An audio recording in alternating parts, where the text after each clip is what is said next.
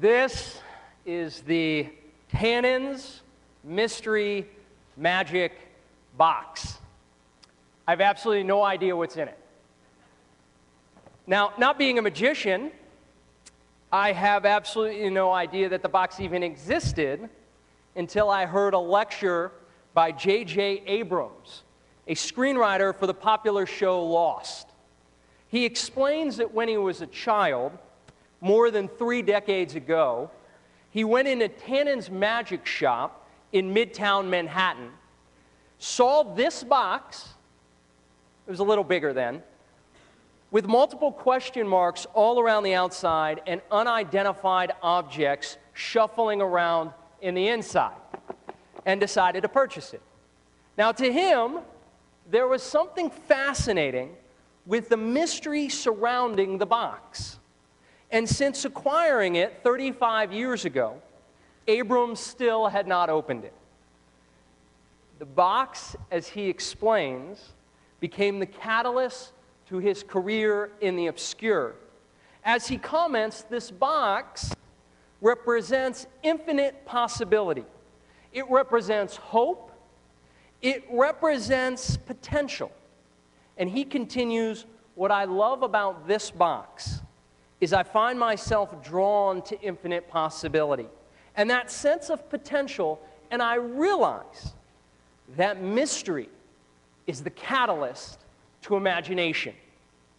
When I started to think about it, maybe there are times that mystery is more important than knowledge. These words, mystery, maybe there are times that mystery is more important than knowledge, are an extremely powerful statement. Yet in the case of this box, even though sealed and covered with question marks, the mystery can immediately become knowledge. For all I have to do to uncover this seemingly perplexing riddle is open the box. I'm going to try here. And what do we find in it? McDonald's $100 4-ace trick. Ooh, really haunted. Great for this upcoming October. Tannen's Magic Wild Card from 1925. And just in case anyone wants it, you can rent it in our library. The closely guarded secrets of Michael Close to look at magic and perception. So it'll be in our library right after the service. So that being said, in our world, there are many questions, such as what is the meaning of life? What happens to us when we die? Or why is there so much hate in our world? And there is no physical box that can be found to reveal these answers. There simply exists a constant and complex realization of uncertainty. And the only way that we can remain sane through the insanity is to be at ease with the mysteries of faith. Now, when I say the word faith, immediately some might dismiss this notion as God-centered. Yet faith does not begin with the belief in God. It begins with the realization that something can exist beyond us. Now, the ancients understood this concept. The author Elizabeth Gilbert shares centuries ago, people used to gather as a community for moonlit dancing performances that would last for hours. Yet every so often, a performer would do something completely unexpected. It was as though time would stop and the dancer would step through an imaginary portal. Even though the dancer was not doing anything different from what he had done 1,000 times before, he no longer appeared to be the same. The ancient community, recognizing this spark within the dancer and realizing this might not happen again, would put its hands together and would chant the name of God, acknowledging the presence of something existing beyond the performer. While the ancient world might have accepted these powers of faith more blindly, In today's world, many find that connection to faith, especially in building a relationship with God, frivolous, illogical, and meaningless. In thinking about this, a man with a parrot on his shoulders attends services on the first day of Rosh Hashanah.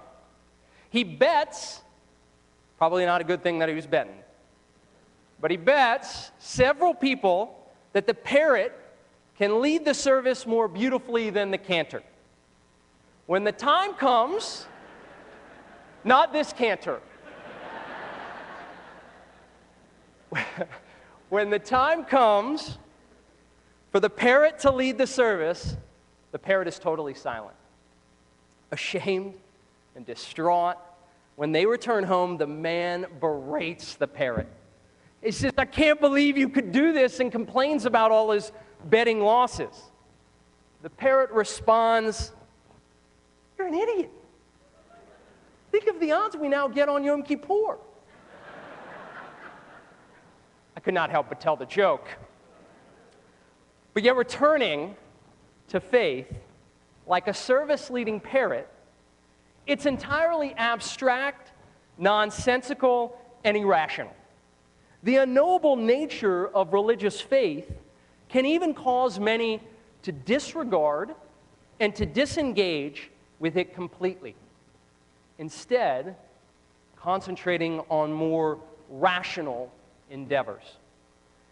However, this conclusion assumes that our world and its mysteries are completely certain and ultimately knowable. Tim Harford, a Scottish writer, defines this, ironically, as the God complex. He explains that the symptoms of this ailment include that no matter how complicated the problem, one has an absolutely overwhelming belief that he is infallibly right in his solution. Or in other words, people who in the face of an incredibly complicated world, they are absolutely convinced that they understand how the world works. We all know people like this, and even sometimes ourselves, who trust that our individual solutions and opinions are completely foolproof. Yet deep down, we know the world and its development are much more complex to understand as a simple and reliable system. As Harford continues, it feels so much better to say in my world, I understand everything. I do not want to have my opinions challenged. I do not want to have my conclusions tested. It feels so much more comfortable to lay down the law, for uncertainty, fallibility, and being challenged, they hurt. And thinking about Harford's words, when we accept that the world is unpredictable and that our knowledge as well as our beliefs constantly shift, we can build a spiritual foundation that helps us to find greater meaning and healing in our lives. If one confronts a Jewish optimist and a Jewish pessimist, the Jewish pessimist says, things can't get much worse. And the Jewish optimist says, sure they can.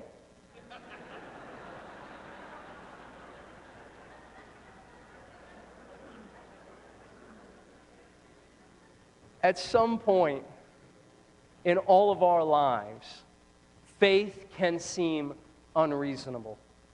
Generations of pain and despair have trained the Jewish mind to be skeptical of faith and God's function in our life. Yet challenging the role faith can play in our lives is a noble pedigree. The essence of Jewish understanding of God is not complete belief in existence, but rather the ongoing wavering between certainty and doubt of actuality. As Rabbi David Volpe suggests, for Jews, Doubt in God is serious, permissible, and inevitable. Our uncertainty regarding faith plays out through these holy days. We in our liturgy continually recite the Unatana Tokef. On Rosh Hashanah it was written, on Yom Kippur it is sealed. There are major issues with this passage, which suggest that scales will tip in favor of either life or death based on a yearly performance. Yet we know innocent people die before their time, and evil people continue to harm others.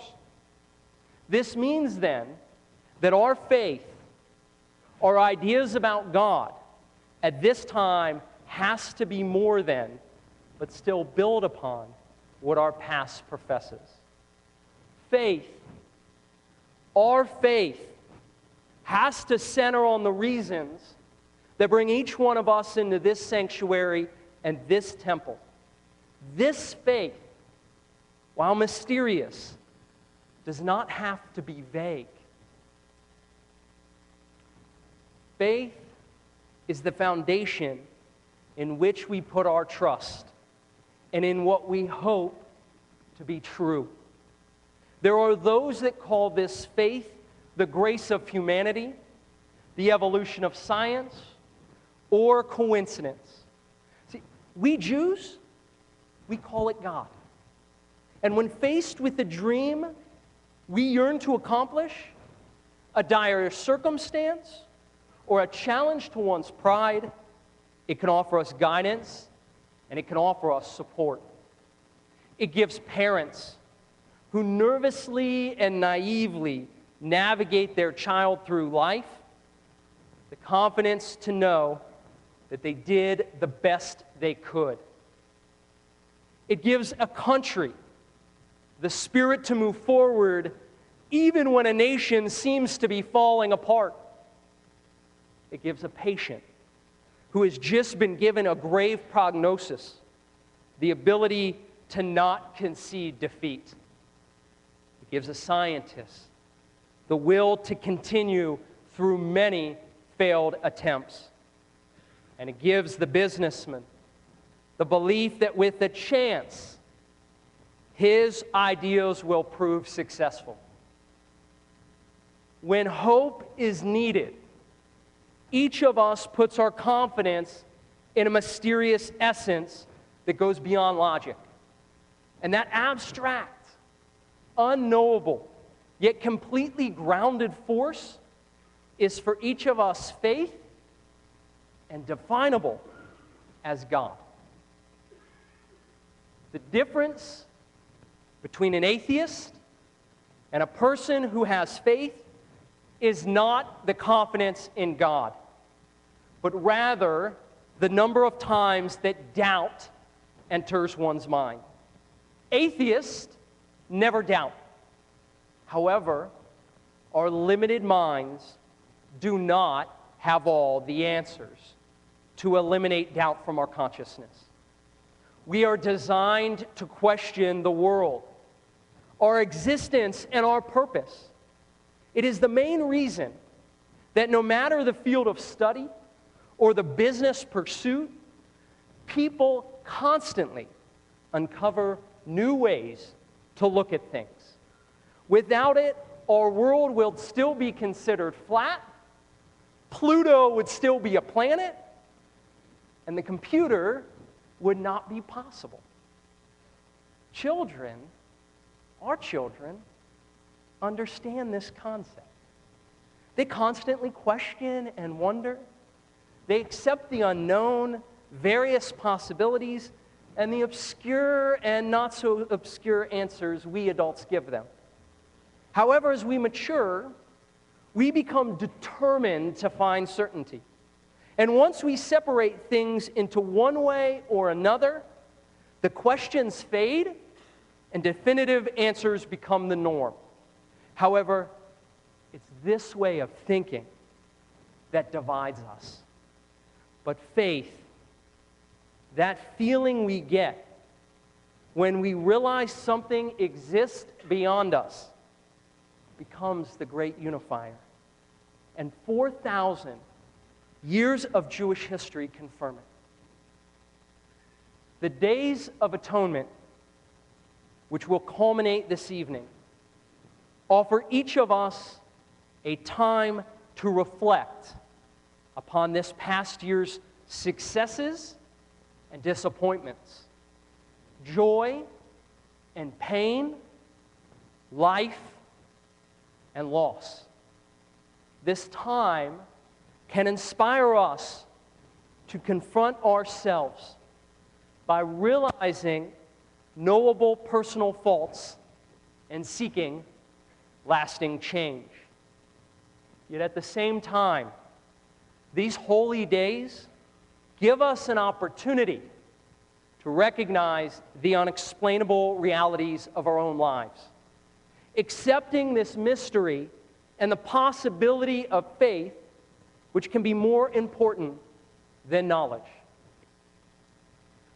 The question marks that cover this box symbolize more than the mysterious contents found within it. Questions challenge us to acknowledge the basic role that faith plays in our lives. Questions force us to reconcile that definite answers to life's extraordinary complexities are fallible. Questions allow faith, even though frightening and against logic, to enrich our lives by providing hope beyond reason in times of sadness and joy, fear and strength. Over this next year, we can only imagine the multitude of emotions and experiences, both personal and communal, that all of us will undergo. Yet we do not have to be afraid. By accepting this uncertainty, having a little faith gives us the opportunity this upcoming year to find greater meaning in our relationships with ourselves, each other, and God. Shana Tova.